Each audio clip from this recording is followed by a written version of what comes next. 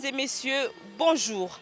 La Minute Écolo, votre programme qui vous amène au cœur de l'actualité environnementale, vous amène aujourd'hui sur la rivière Carigres. Et oui, vous remarquez avec moi que c'est tout un tas de déchets qui est en train d'inonder cette rivière. Je vous rappelle que nous étions ici au mois de janvier. On a partagé la désolation de la population sinistrée de ce coin. Mais il se trouve qu'aujourd'hui, cette rivière est transformée, je dirais, à une rivière de plastique. Qu'est-ce qui s'est passé? Qu'est-ce qui se passe exactement? Nous en parlons tout à l'heure avec nos experts, mais aussi avec des usagers, des pratiquants de cette route. Ne partez pas, restez avec nous parce qu'on les fait ensemble.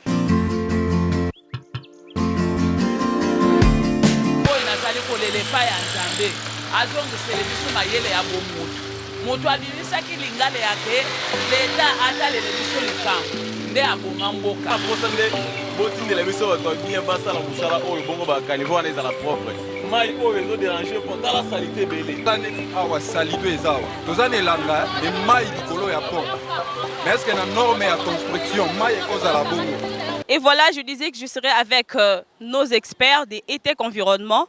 Alors ici, j'ai avec moi Miché, avec qui nous avons fait l'autre descente au mois de janvier, je l'ai dit. Alors Miché, quelle est ton impression par rapport à cette situation? Merci beaucoup. Nous étions ici, je rappelle, au mois de janvier, lors des pluies de l'hiver qui se sont bâties sur la ville de Kinshasa.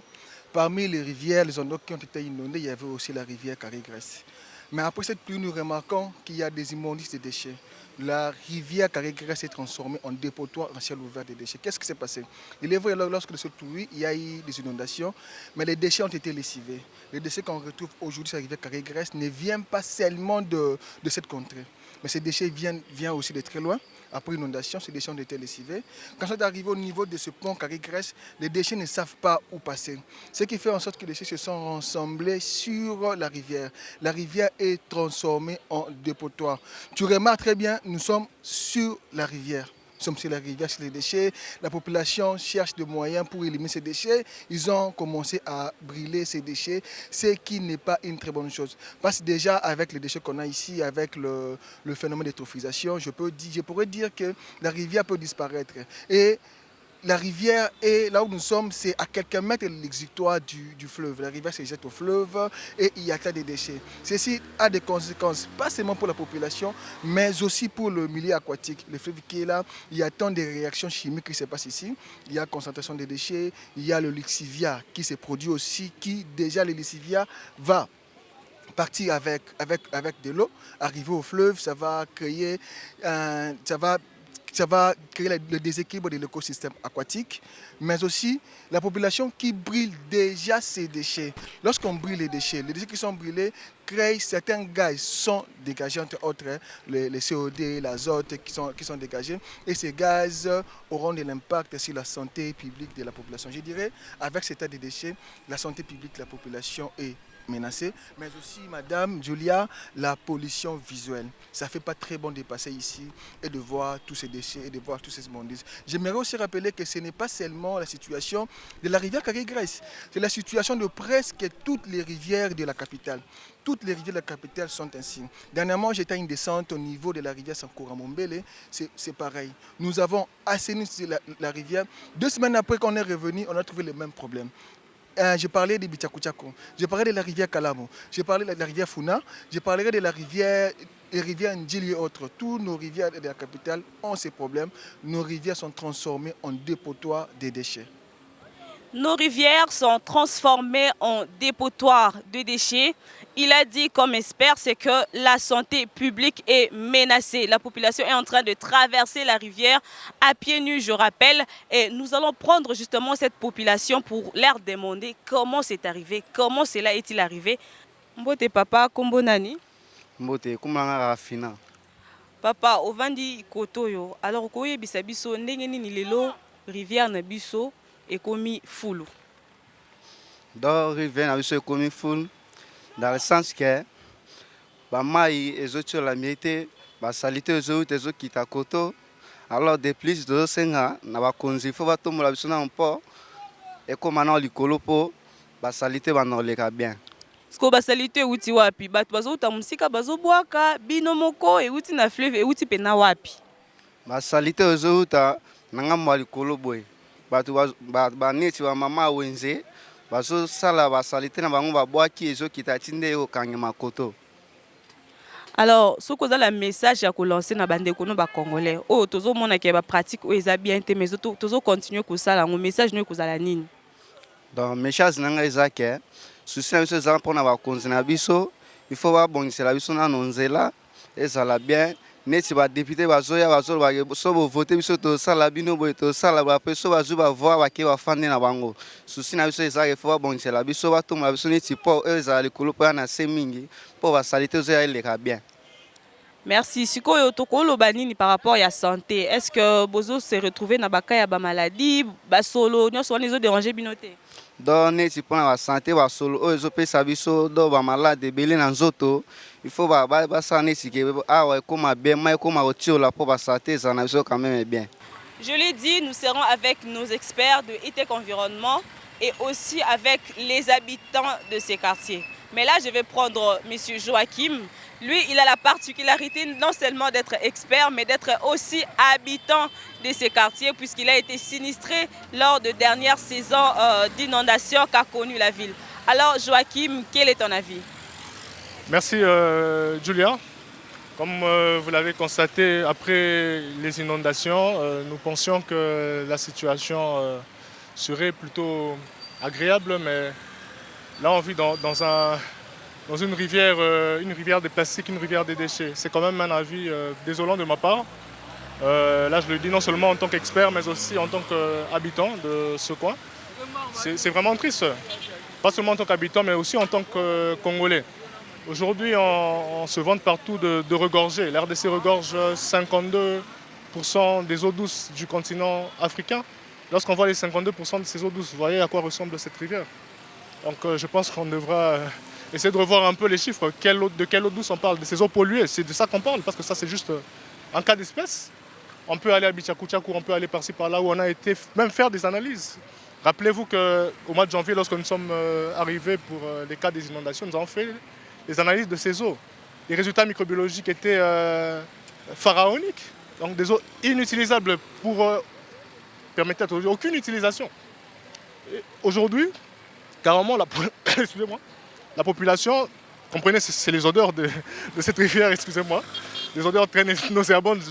Aujourd'hui, la population, carrément, recourt au brûlage de ces déchets à l'air libre.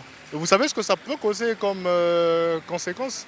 Parce que déjà, lorsque vous brûlez du plastique, vous dégagez non seulement du CO2, mais vous dégagez aussi du dioxyde de soufre. Donc ça peut causer une certaine acidité. Donc ça provoque, ça engendre de l'acide sulfurique, de l'acide carbonique. Alors du coup, nos eaux deviennent déjà acides parce que lorsque nous avons fait les analyses, le taux d'acide était déjà élevé. Maintenant qu'on procède encore au brûlage à l'air libre, imaginez un peu les résultats. Aujourd'hui, vous voyez les rivières, on peut traverser. Jésus a traversé sur les eaux, Jésus peut traverser aussi sur ces eaux à cause de ces déchets. C'est pas possible. En tant qu'expert, en tant qu'habitant, en tant que Congolais d'abord, ça fait quand même mal, ça fait très mal. On n'a pas 52% des eaux douces, on ne regorge pas 52% des eaux douces du continent africain. C'est pas possible avec ça. On voit la désolation dans son regard. Jésus marcha sur les eaux, mais aujourd'hui les habitants des pompages marchent aussi sur les eaux. Alors nous continuons pour prendre l'air à vivre.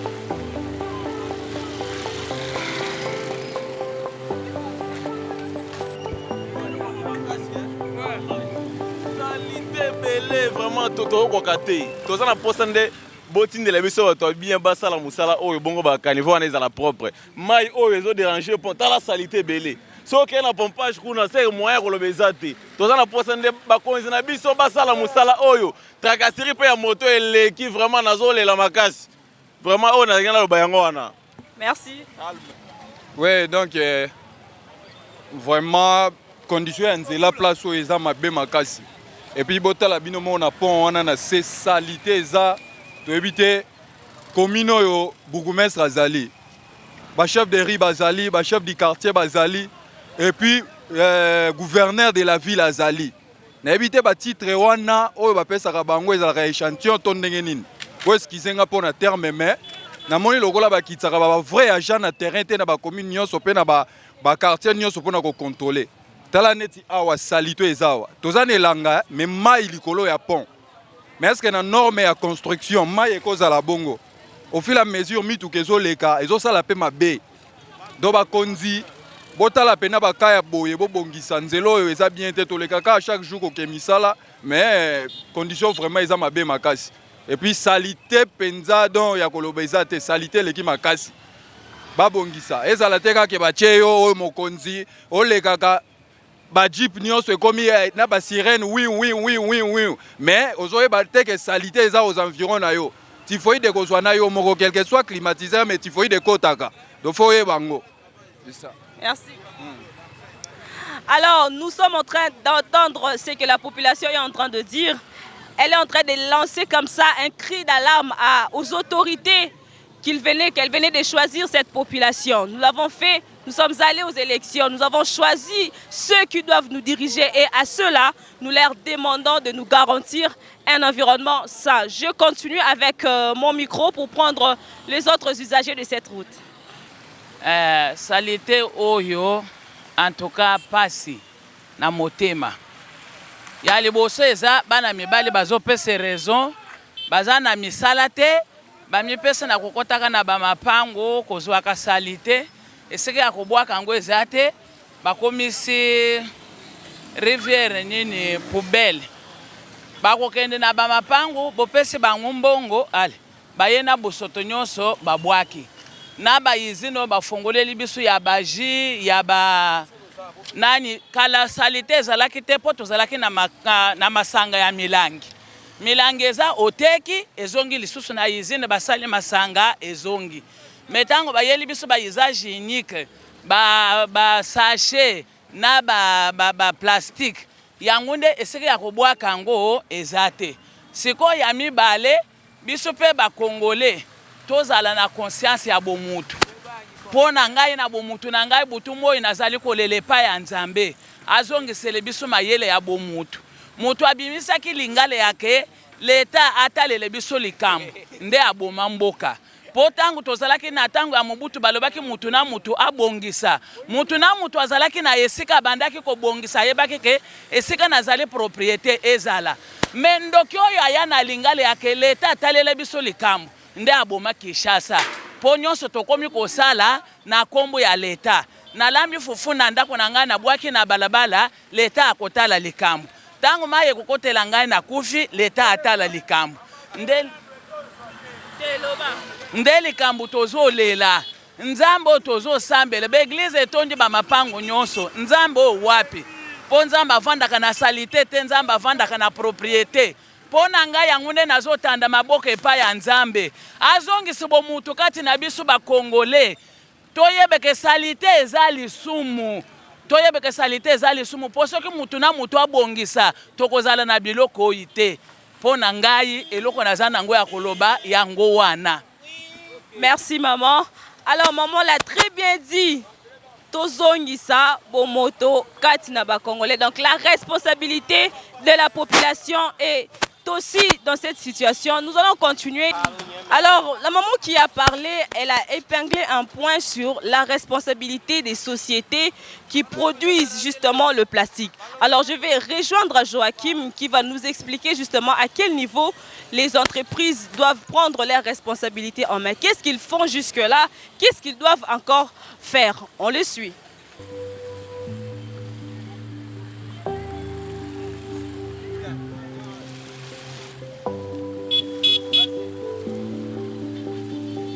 Alors Joachim, alors que j'étais de l'autre côté, il y a une dame qui a épinglé l'aspect de la responsabilité des sociétés qui produisent le plastique. Quel est ton avis? Bien, Julia, je suis tout à fait d'accord. La dame, elle a parfaitement raison.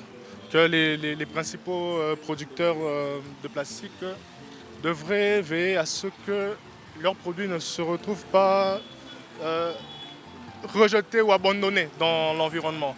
Et pour ça, il faudrait justement, puisqu'elle existe déjà, veiller à la mise en application des taxes d'assainissement, mise en application des taxes de pollution, taxes d'enlèvement d'immondices. Il y a des conventions comme ça qui existent entre la ville et certaines entités privées.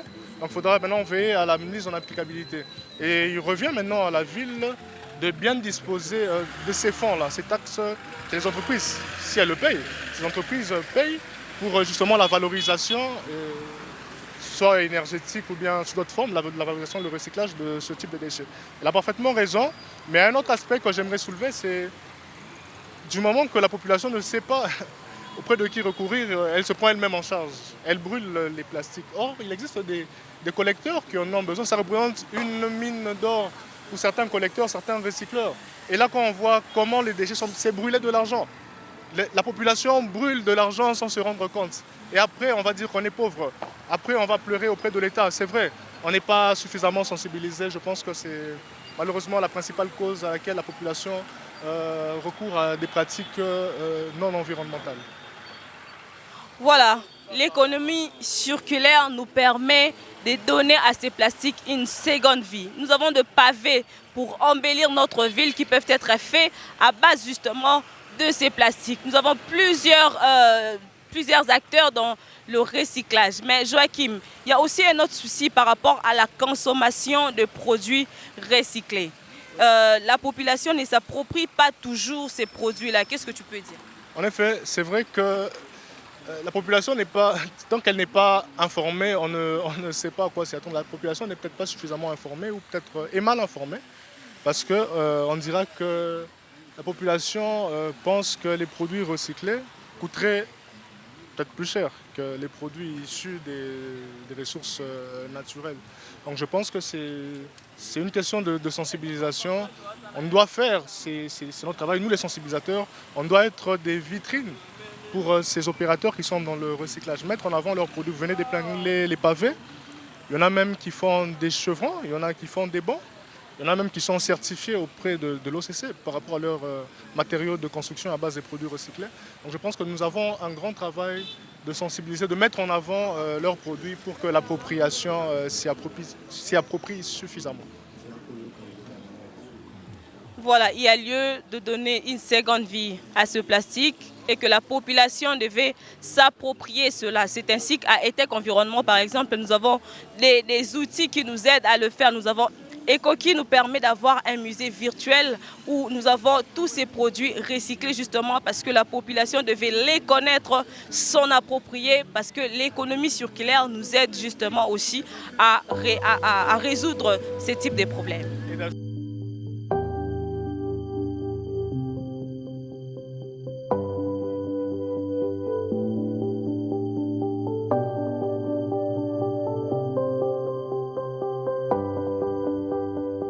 Alors, je le rappelle qu'au mois de janvier, nous étions ici pour les reportages sur les inondations. Et vous allez vous rappeler de cette école du complexe scolaire Ozana qui a arrêté ses activités à cause de l'inondation. Mais aujourd'hui, il y a le plastique qui longe cette rivière. Les mêmes causes ne produisent-elles pas les mêmes effets? Nous allons entrer à l'école, voir qu'est-ce que pensent les responsables de cet établissement scolaire.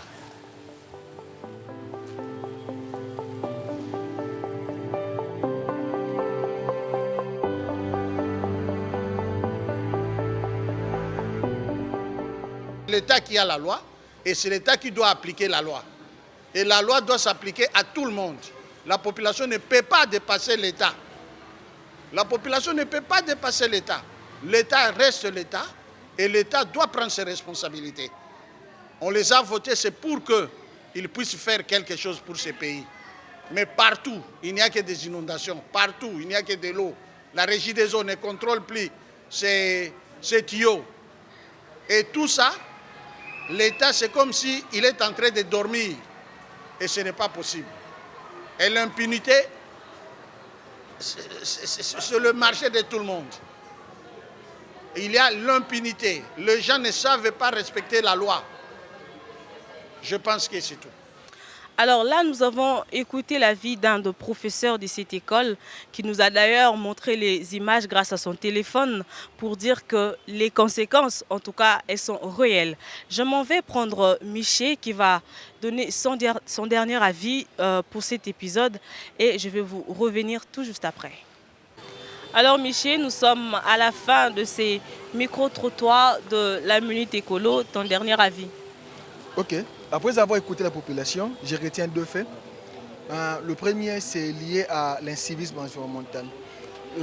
La population n'est pas assez éduquée du point de vue environnement, ce qui fait en sorte que nous avons les résultats, c'est des potoirs de déchets sur la rivière. Ce qu'il faut faire aujourd'hui, il revient à l'État de pouvoir faire des réformes du point de vue éducationnel pour que nous puissions introduire des cours de civisme environnemental pour permettre à la population dès le plus jeune âge d'appréhender le sens de l'environnement, mais aussi de multiplier les activités de sensibilisation pour que la population puisse comprendre le bien fondé de vivre dans un environnement salubre.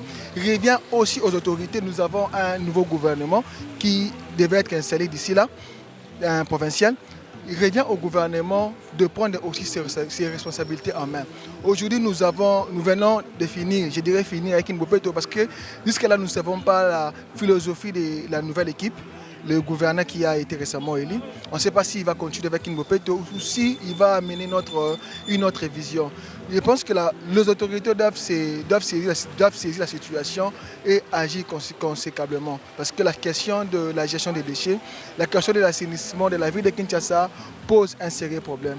Nous croyons qu'avec la nouvelle équipe, il y aura des changements. Nous croyons que la nouvelle équipe mettra en place une politique environnementale digne de son nom qui va relever les défis, qui fera en sorte que la population soit éduquée, qui fera en sorte que le besoin de l'assainissement soit pris en charge à un niveau élevé, surtout du côté financement, et que le financement ne sera pas à l'auteur des 2 millions qu'il y avait avant et qu'on va aller vraiment au-delà de ces 2 millions. La Minute Écolo vous a amené aujourd'hui à Carigres qui autrefois était inondé par l'eau, mais aujourd'hui inondé par le plastique. Nous remettons la population devant ses responsabilités pour dire que chaque Congolais a le droit de respecter l'environnement, mais aussi à nos autorités. Nous devons savoir que l'environnement sain, je le dis toujours, c'est un droit constitutionnel.